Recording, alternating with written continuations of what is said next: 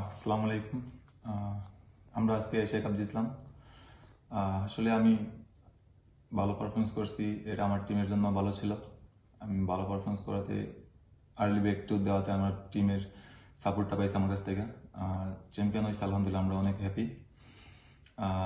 এই জায়গায় আসলে এই এশিয়া কাপ শেষ না, আমাদের আরও অনেক কিছু করতে হবে, আরও অনেক অনেক উন্নতি করতে হবে।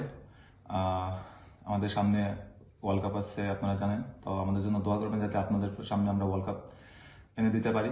দোয়া করবেন আমাদের জন্য। আসলে টিম ওয়াইজ আমরা অনেক ভালো খেলেছি, আর টিমের বর্নিংটা আসলে আমাদের অনেক ভালো ছিল।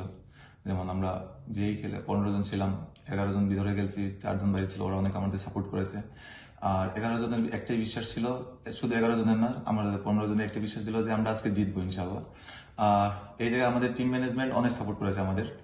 যেমন অনেক কিছু, যেমন অনেক প্ল্যান বা কি করতে হবে, কখন কি করতে হবে, মেন্টালিটি সাপোর্ট অনেক কিছু দিয়েছে আমাদের।